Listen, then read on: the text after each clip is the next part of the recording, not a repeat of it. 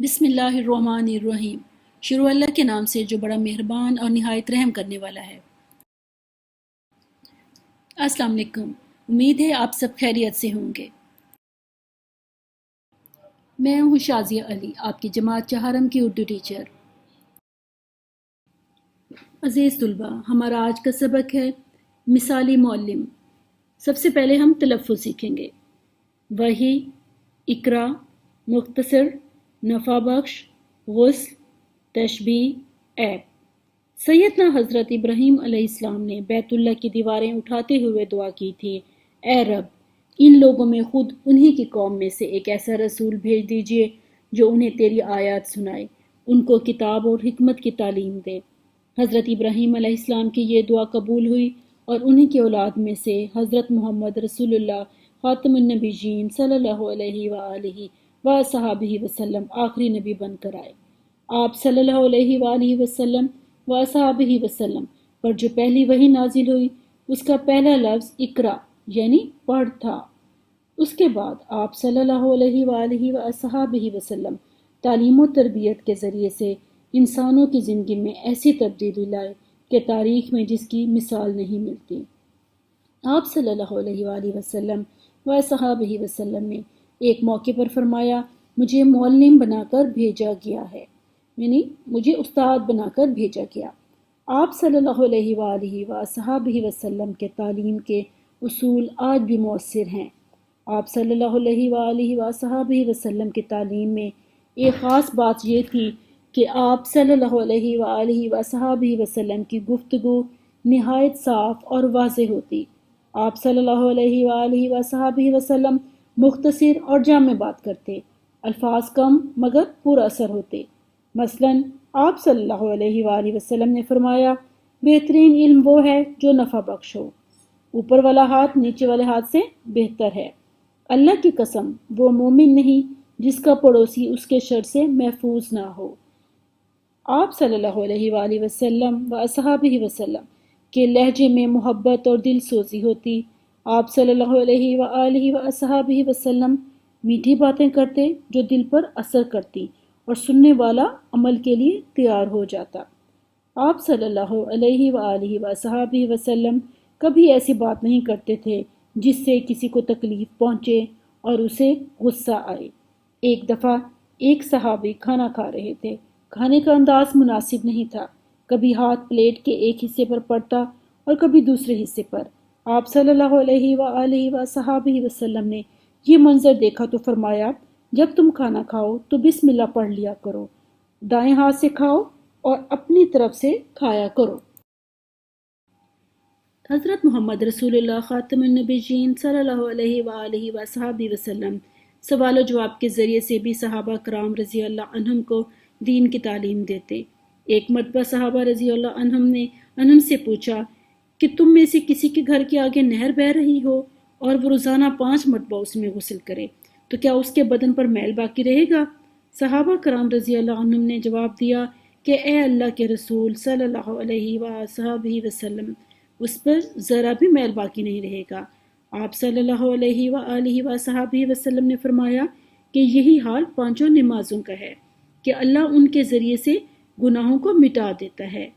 نبی کریم صلی اللہ علیہ وآلہ وصحبہ وسلم بعض اوقات اپنی بات کو اچھی طرح سمجھانے اور واضح کرنے کے لیے ہاتھ کے اشاروں سے مدد لیتے۔ اس طرح بات اچھی طرح ذہن نشین ہو جاتی۔ ایک بار ایک صحابی نے آپ صلی اللہ علیہ وآلہ وصحبہ وسلم سے پوچھا کہ میرے لیے کون سی چیز سب سے زیادہ خطرناک ہے؟ آپ صلی اللہ علیہ وآلہ وسلم وصحبہ وسلم نے اپنی زبان کو پکڑ کر فرمایا، یہ زبان سب سے زیادہ خطرناک ہے۔ اس بات کا مطلب یہ ہے کہ گفتگو میں احتیاط سے کام لینا چاہیے۔ اگر ہم بری باتیں کریں گے تو اس سے ہمیں دنیا میں بھی نقصان پہنچے گا اور آخرت میں بھی ناکامی کا سامنا کرنا پڑے گا۔ نبی کریم صلی اللہ علیہ وآلہ وصحبہ وسلم اکثر ایسی چیزوں سے تشبیہ دیتے جن سے لوگ واقف ہوتے۔ مثلاً آپ صلی اللہ علیہ وآلہ وصحبہ وسلم نے ایک موقع پر فرمایا، مومن مومن کا آئینہ ہے۔ اس بات کا مقصد غیبت سے منع کرنا تھا، کیونکہ آئینہ صرف اس وقت عیب ظاہر کرتا ہے جب آدمی آئینے کے سامنے ہو۔ آئینہ کبھی ایک بندے کی خامیاں دوسرے لوگوں کو نہیں بتاتا۔ اس کا مطلب ہے کہ ہمیں بھی چاہیے کہ ہم کسی کی برائی نہ کریں، پیٹھ پیچھے برائی، یعنی کہ ایک آدمی موجود نہیں ہے اور ہم اس کے پیچھے اس کی برائی کر رہے ہیں تو اس کو ہم غیبت کہتے ہیں، اور اس چیز سے اسلام میں منع کیا گیا ہے۔ نبی کریم صلی اللہ علیہ وآلہ وسلم و صحابہ وسلم موقع کے مطابق بات کرتے۔ آپ صلی اللہ علیہ وآلہ وصحبہ وسلم جن باتوں کی تعلیم دوسروں کو دیتے تھے خود بھی انہی پر عمل کر کے دکھاتے تھے۔ بلا شبہ آپ صلی اللہ علیہ وآلہ وصحبہ وسلم ایک مثالی معلم ہیں، اور آپ صلی اللہ علیہ وآلہ وصحبہ وسلم کی سیرت ہمارے لیے بہترین نمونہ ہے۔ اب ہم آتے ہیں الفاظ معنی کی طرف۔ آیات، قرآنی جملے، نشانی، آیت کی جمع۔ حکمت، دانائی، مراد حدیث رسول صلی اللہ علیہ وآلہ وسلم۔ وحی، انبیاء علیہ السلام پر نازل ہونے والا اللہ کا کلام۔ معلم، علم سکھانے والا۔ استاد، غیبت، کسی کی غیر موجودگی میں اس کے بارے میں بری بات کرنا۔ تشبیہ، ایک چیز کو دوسری چیز جیسا بیان کرنا، مثلا شہد جیسا میٹھا۔ اب ہم آتے ہیں مشقی سوالات کی طرف۔ پہلا سوال ہے، سبق کے مطابق دیے ہوئے الفاظ کی مدد سے خالی جگہ پر کریں۔ آئینہ، خطرناک، تکلیف، دل سوزی، نفع بخش۔ یہ آپ کو الفاظ دیے گئے ہیں، نیچے آپ کو جملے دیے گئے ہیں، جملوں کو دھیان سے پڑھیں اور ان دیے گئے الفاظ کی مدد سے خالی جگہ پر کریں۔ عزیز طلباء، سبق کو غور سے پڑھیں اور اس کے پڑھنے کے بعد آپ دیے گئے سوالوں کے جواب حل کریں۔ پہلا سوال ہے، خانہ کعبہ کی دیواریں اٹھاتے ہوئے سیدنا حضرت ابراہیم علیہ السلام نے کیا دعا کی تھی؟ دوسرا سوال، حضور نبی کریم صلی اللہ علیہ وآلہ وصحبہ وسلم کی گفتگو کی خاص بات کیا تھی؟ تیسرا سوال ہے، پانچوں نمازوں کی اہمیت بتانے کے لیے آپ صلی اللہ علیہ وآلہ وسلم وصحبہ وسلم نے کون سی مثال دی؟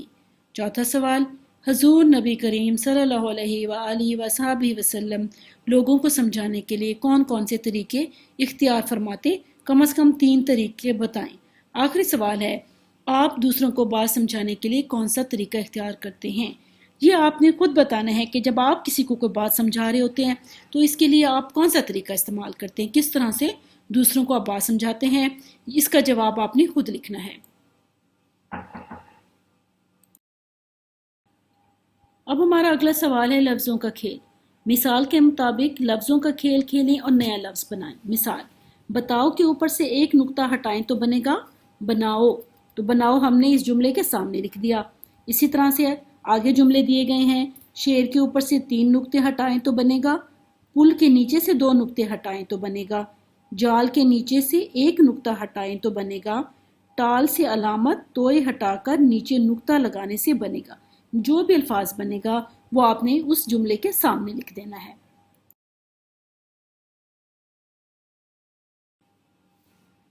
اب ہے قواعد سیکھیں۔ اسم نکرہ، دیے ہوئے جملے غور سے پڑھیں۔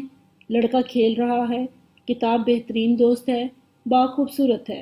اوپر دیے گئے جملوں میں لڑکا، کتاب اور باغ نمایاں کیے گئے ہیں۔ ہم جانتے ہیں کہ لڑکا، کتاب اور باغ نام ہیں۔ یہ نام ہر لڑکے، ہر کتاب اور ہر باغ کے لیے استعمال کیے جا سکتے ہیں، تو انہیں ہم کہیں گے اسم عام یا اسم نکرہ کہتے ہیں۔ اسم معرفہ، دیے ہوئے جملے غور سے پڑھیں۔ روزانہ قرآن مجید کی تلاوت کرنی چاہیے۔ قائد اعظم رحمۃ اللہ علیہ کراچی میں پیدا ہوئے۔ دیے ہوئے جملوں میں قرآن مجید، قائد اعظم رحمۃ اللہ اور کراچی نمایاں کیے گئے ہیں۔ یہ نام خاص شخص، خاص شہر اور خاص کتاب کے لیے استعمال کیے گئے ہیں۔ انہیں اسم خاص یا اسم معرفہ کہتے ہیں۔ درس علم میں سے اسم نکرہ اور اسم معرفہ الگ الگ کر کے جملے بنائیں۔ نیچے آپ کو الفاظ دیے گئے ہیں، مظفر آباد، فرحان، باغ، پھول، باب خیبر، دریا۔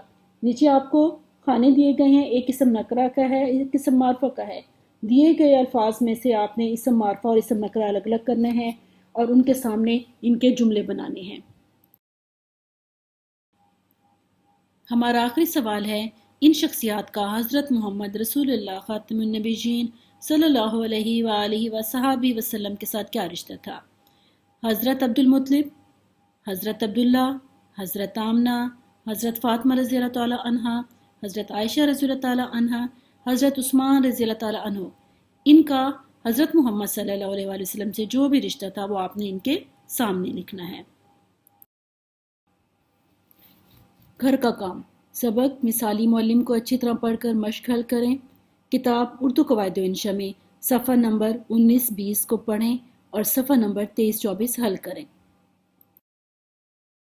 اس کے ساتھ ہی میں آپ سے اجازت چاہتی ہوں۔ اپنا بہت خیال رکھیے گا۔ اللہ حافظ۔